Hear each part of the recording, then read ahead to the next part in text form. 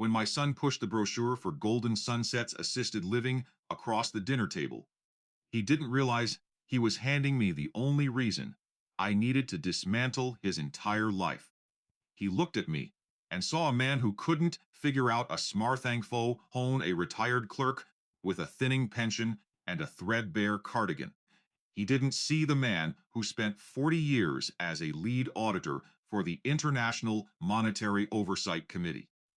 He didn't see the man who had personally signed the seizure warrants for 3 different offshore shadow banks. Julian thought he was managing me. He didn't know that 10 minutes before dinner, I had already initiated a secondary forensic audit on his startup series, a funding. He wanted to put me in a room with a view of a parking lot. I was about to put him in a room with a view of a prison yard. The house smelled of expensive cedarwood candles and Julian's unearned arrogance. It was a Saturday night, the kind of night where my son and his wife, Clara, performed the charity of inviting me to dinner. In reality, I was a ghost in my own home, the home I had paid off 30 years ago, which they had moved into to take care of me, after my wife Martha passed away. "Dad, you're drifting again," Julian said, snapping his fingers in front of my face. He laughed, a sharp, condescending sound that grated against my nerves. He looked at Clara and smirked. "See, this is what I'm talking about. The cognitive decline is accelerating." He's not even present for the conversation anymore. Clara sighed, swirling a glass of Cabernet that cost more than my monthly allowance they had so graciously set up for me. "It's for his own safety, Julian. Imagine if he left the stove on, or worse, if he accidentally messed with your legal filings on the desk. He doesn't understand the world we live in now. Everything is digital. Everything is fast. He says a manual typewriter in a quantum computing world." I took a slow sip of my water, my face a mask of practiced neutrality. For 4 decades, I had sat across from some of the most dangerous financial criminals in the world, men who would order a hit as easily as they'd order a steak. I had learned that the moment you let someone know you're the smartest person in the room, you lose your leverage. "Golden Sunsets has a lovely craft room, Arthur," Clara said, leaning in with a fake saccharine smile, "and they handle all your little expenses. You won't have to worry about your bank statements or the mortgage or any of those confusing numbers anymore. Julian will take over as your power of attorney. It'll be a weight off your shoulders. A weight," I repeated softly. My voice sounded thin, frail, exactly how they wanted it to sound. Is the house a weight, Julian?" Julian leaned back, adjusting his Italian silk tie. He was 34, running a fintech startup called Nexus Flow that he claimed was going to disrupt the global remittance market. In reality, I knew he was burning through venture capital like a forest fire. "The house is an asset, Dad, but it's an underutilized one. It's too big for you. We need to leverage the equity to fuel the next phase of Nexus Flow. We're going public in 18 months. Once that happens, I'll buy you a villa in Tuscany. But right now, I need you to sign the quitclaim deed for the family, for our future." He pulled a thick stack of papers from his leather briefcase and slid them toward me. Beside the deed was a sleek silver fountain pen. My pen, a gift from the Swiss National Bank upon my retirement. He didn't even realize the irony. "I'll need to look these over, Julian," I said, my hand trembling slightly as I touched the paper. It was a calculated tremor. "There's nothing to look over, Dad. It's standard." "My legal team drafted it," Julian said, his voice sharpening. "Don't be difficult. You've spent your life pushing paper in a basement office. You don't understand how high-level equity transfers work. Just sign it so we can move forward." "He's right, Arthur," Clara added. "We've already put a deposit down on the suite at Golden Sunsets. They have a waiting list, and we were lucky to get you in." I looked down at the documents. My eyes, which Julian thought were failing, immediately locked onto a clause in the fine print irrevocable transfer of all liquid and non-liquid assets to the Vanguard Trust. The Vanguard Trust. I knew that name. I had tracked that specific offshore entity 3 years ago during a private consultancy job for the Treasury. It wasn't a family trust, it was a high risk laundering vehicle used by speculative short sellers to hide capital before a planned bankruptcy. My son wasn't just trying to put me in a home. He was trying to use my life savings and my home as collateral to cover a massive, illegal shortfall in his company. "I'll take them to my room," I said, standing up slowly, leaning heavily on my cane, a bit tired. The wine, it goes to my head. Julian rolled his eyes. "Fine. Tomorrow morning, then. We have the notary coming at 10. Don't lose them, Dad. Those are original copies." I retreated to my small study at the back of the house, the only room they hadn't redecorated with minimalist, overpriced furniture. I locked the door and sat down at my desk. I didn't turn on the overhead light. I didn't need to. I opened my laptop, a ruggedized, encrypted unit that Julian thought was a clunky old brick. I bypassed the biometric lock and entered a series of commands that would have made Julian's lead developers weep. I didn't start with the deed. I started with Julian's bank statements. Not the ones he showed his investors, but the real ones. The ones hidden behind 3 layers of shell companies in the Cayman Islands. As the data began to stream across the screen, a cold, familiar feeling settled in my chest. It was the feeling of a hunter who had just found the blood trail. Julian was deeper in the hole than I thought. He hadn't just lost the venture capital. He had borrowed from the employee pension fund to maintain his lifestyle.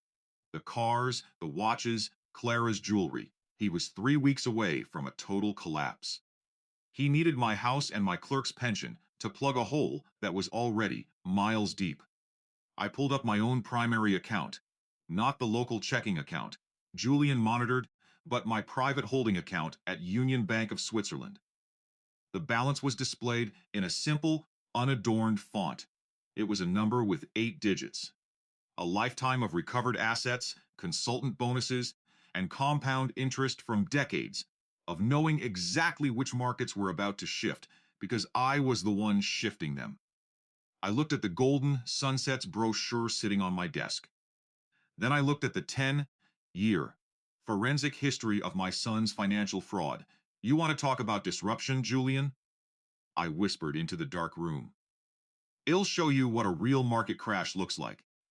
I picked up my phone and dialed a number I hadn't called in 2 years. It rang once. "Vanson's." A gravelly voice answered. "I thought you were dead or in Florida." "I'm neither, Marcus," I said, my voice no longer thin or frail. It was the voice of the senior consultant who had once frozen the assets of a dictator in a single afternoon. "I need an expedited administrative search warrant and a full tax clawback on a domestic fintech entity. Nexus Flow.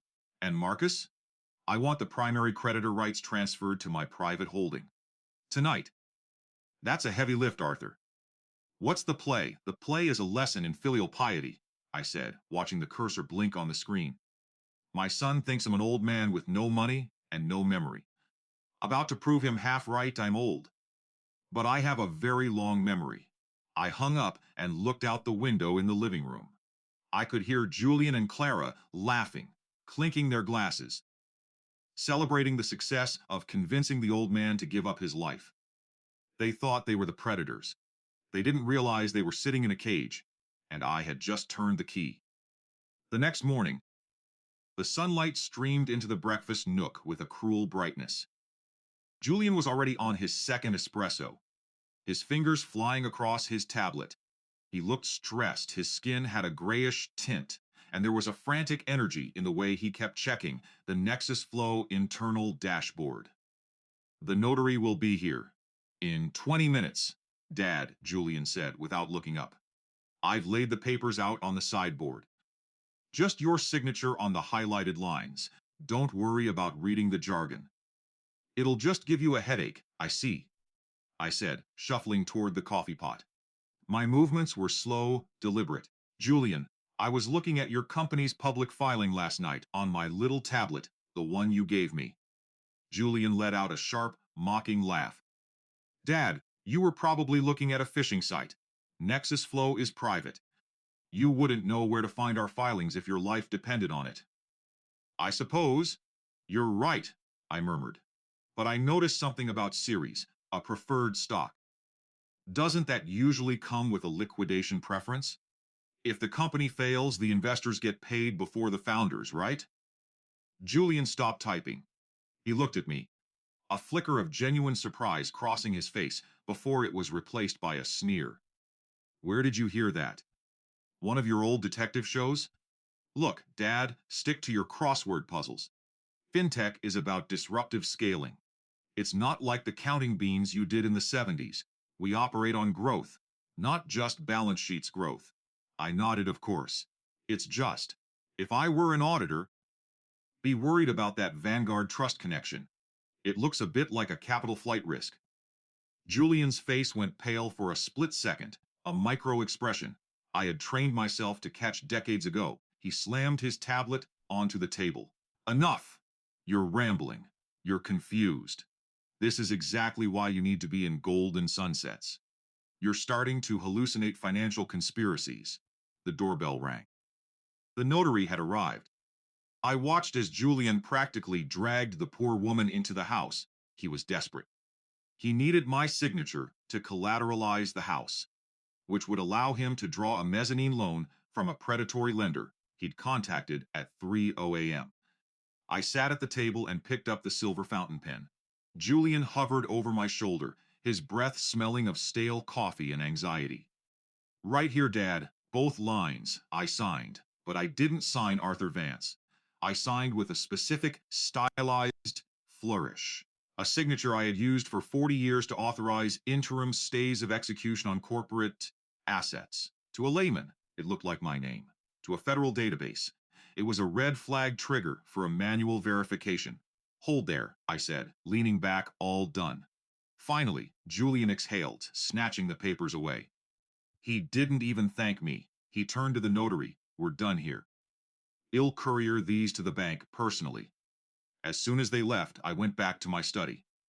I didn't need a cane once the door was locked. I sat down and opened the secure line to Marcus at the Treasury. The red flag signature is in the system. Marcus, I said, the bank will flag the quitclaim deed for a title discrepancy audit within the hour that buys us 48 hours. Did you find the leak in the Vanguard Trust? It's worse than you thought, Arthur. Marcus' voice crackled through the encrypted speakers. Your son isn't just a bad businessman. He's been round, tripping capital. He sends company money to Vanguard in the Caymans. Then Vanguard invests it back into Nexus Flow as new venture capital to inflate the valuation. It's a textbook Ponzi structure. And the pension fund? Empty. He moved the last of the employee 401k contributions into an escrow account held by his wife, Clara, 3 days ago. They were planning to skip the country once the house sale went through. I felt a cold stone settle in my stomach. It wasn't just greed. It was a total lack of conscience. My son was willing to let his employees starve and his father rot in a cheap nursing home, so he could live in a villa on someone else's dime. Activate the administrative search warrant, I said coldly, but don't serve it at the office yet. I want the tax clawback initiated on Clara's personal accounts first. Freeze everything. Leave them exactly $1,000 in their primary checking. Let them feel the walls closing in. You got it, Arthur. Oh, and by the way, the bank, Julian is going to for that loan Global Heritage? I happen to know the CEO. Should I give him a heads up? No, I said, a small, grim smile playing on my lips. I'll handle the bank. I'm an emeritus consultant for their board. I think it's time. I attended a virtual meeting. The next 3 days were a masterclass in psychological warfare. Julian was a nervous wreck. At dinner, he kept dropping his fork. His phone wouldn't stop buzzing. Every time he answered, his voice would go up an octave. What do you mean verification hold? He shouted into the phone, while Clara tried to pick at her salad. The deed is signed. I have the notary stamp.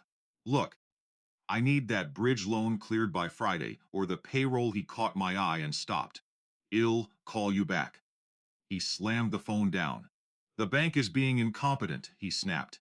They're reviewing the title. Probably because of some old lien you forgot about, Dad. See? This is why we need to handle your affairs. I'm sorry, Julian, I said, my voice dripping with fake frailty. Maybe I signed it wrong, my hands. They shake so much these days. You signed it fine, he growled. Julian, Clara whispered, her face pale. My card was declined at the spa today, and the grocery store. They said the account is under administrative review. What's going on? Julian turned his glare toward her. It's a glitch.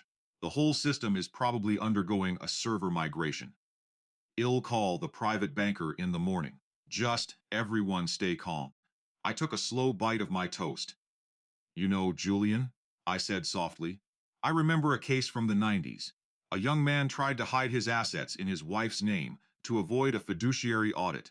The ERS didn't just take the money. They applied a 300 civil penalty and a mandatory look back on all transactions for the last decade. They called it the Scorched Earth Protocol. Julian stared at me, his eyes wide with a mix of rage and sudden, piercing fear. Where the hell are you getting this from? You were a clerk. Dad, you filed papers in a basement. Stop talking like you know the law. I'm just repeating what I heard on the news, I said, blinking innocently. The world is a dangerous place for people who don't understand the fine print.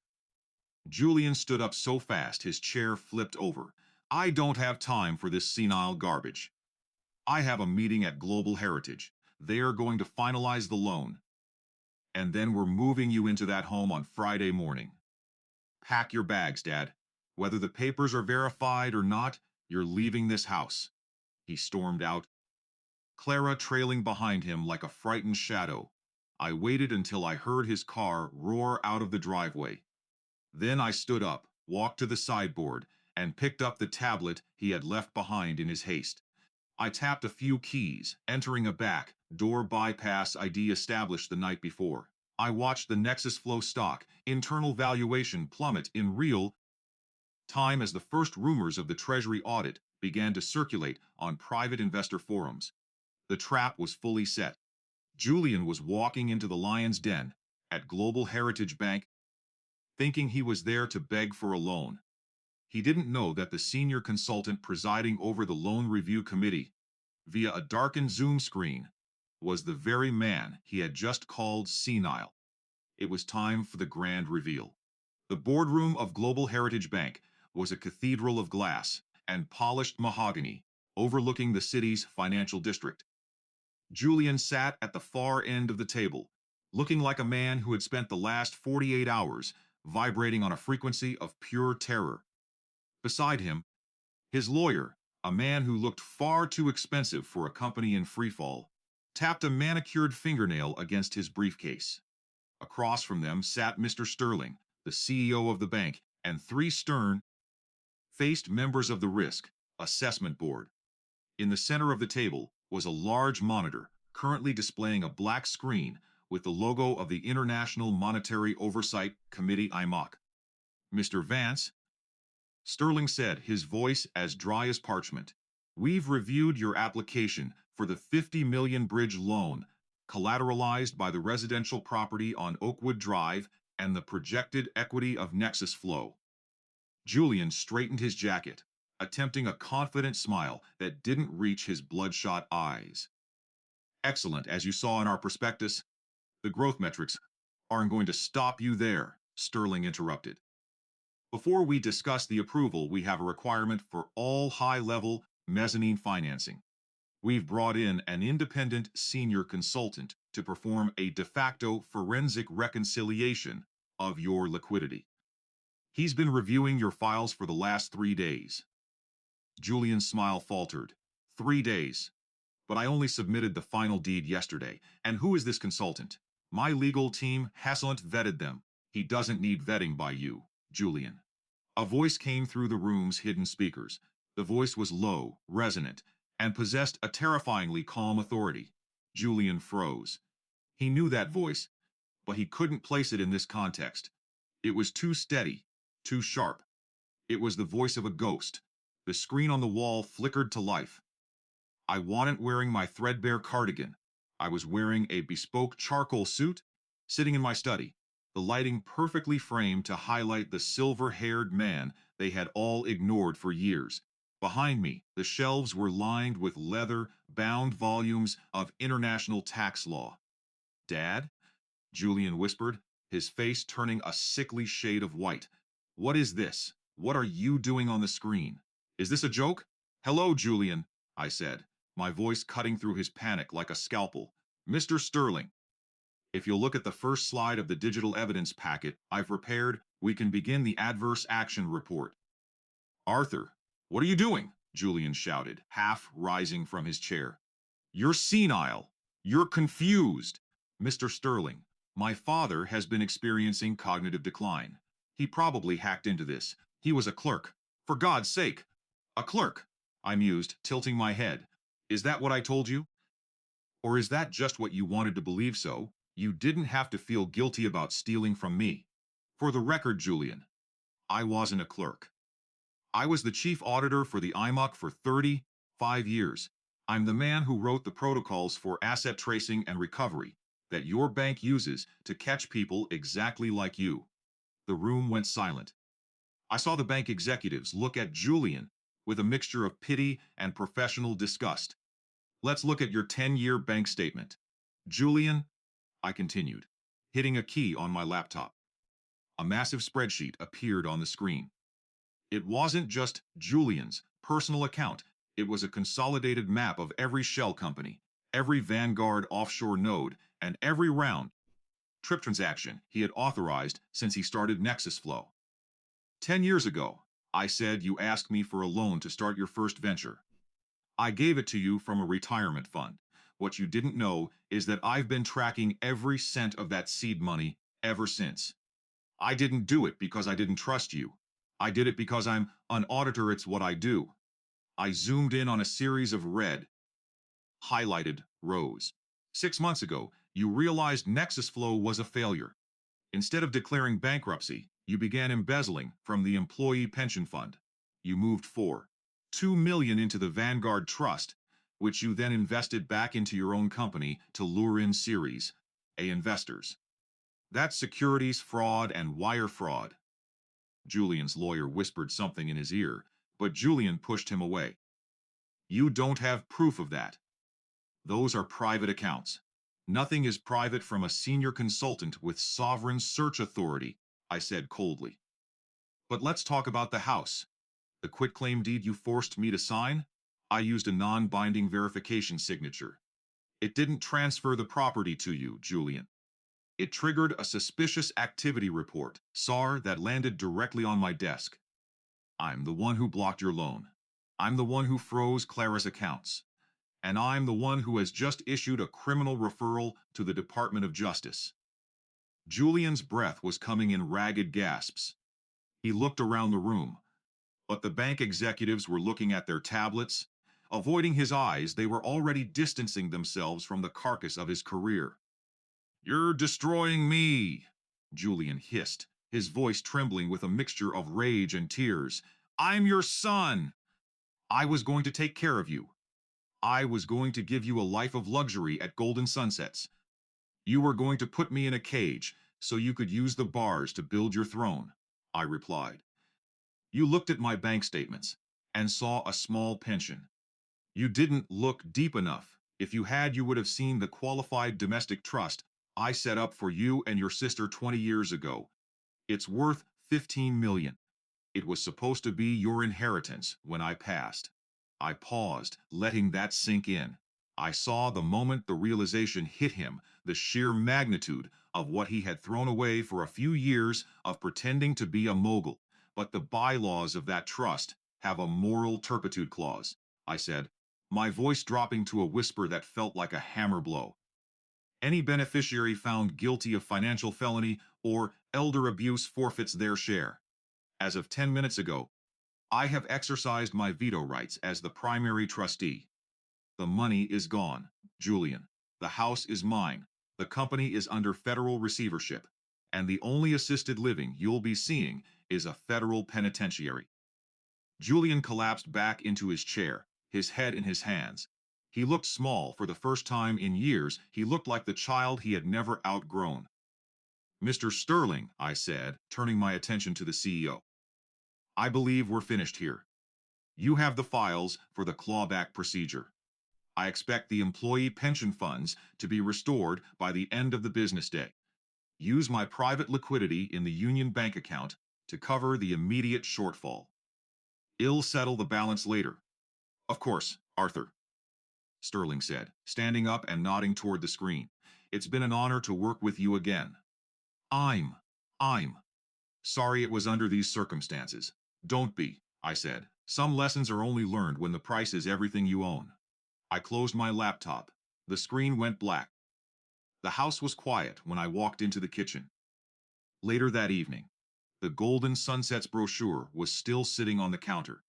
I picked it up and walked over to the fireplace, tossing it into the dying embers. I watched the glossy paper curl and turn to ash. Clara was in the hallway, surrounded by suitcases. She was crying, a frantic, ugly sound. She had spent the last 4 hours trying to call her lawyer, her friends, her parents, only to find that the Vance name had become radioactive. Arthur, please, she sobbed, grabbing my sleeve. I didn't know what Julian was doing. I just did what he told me. You can't turn us out. We have nowhere to go. I gently unhooked her hand from my arm. I didn't feel anger. I didn't even feel pity. I felt the same cold clarity I felt when balancing a ledger that refused to add up. You knew the money wasn't yours. Clara, I said. You knew the wine you were drinking and the clothes you were wearing were bought with the retirement of people who worked 40 hours a week. You didn't care as long as the clerk in the back room stayed quiet. Well, the clerk has finished his audit. Where is Julian, she asked, her voice cracking. He's at the precinct, I said. Hell be there for a while. I suggest you find a good public defender. My private accounts are no longer accessible to your legal team. I walked past her and out onto the porch. The evening air was cool and crisp. For the first time in years, the house felt like it belonged to me again. The ghosts of Julian's arrogance and Clara's greed were being packed away into the back of a police cruiser and a moving van. My phone buzzed in my pocket. A text from Marcus. Pension funds restored. Investors notified of the fraud. The DOI is moving in on the Vanguard Trust. You're a legend, Arthur. You want to come back for one last project in Zurich? I looked out at the garden. Martha had loved so much the one Julian had planned to pave over for a lap pool. No, Marcus. I typed back. I think I'm done with the books. I finally balanced the only account that mattered. I sat down in my old wooden rocking chair, the one Julian had tried to throw out because it didn't fit the aesthetic. I took a deep breath, the scent of damp earth and blooming jasmine filling my lungs. In the eyes of the world, I was just a retiree. A man whose best years were behind him. A man who lived on memories and a modest check. But as the sun dipped below the horizon, casting long golden shadows across the lawn, I knew the truth. Power isn't about the noise you make or the cars you drive. It's about the quiet weight of the truth and the patience to wait for the moment it needs to be told. I leaned back, closed my eyes, and listened to the silence. It was the most expensive thing I owned, and finally I could afford to enjoy it.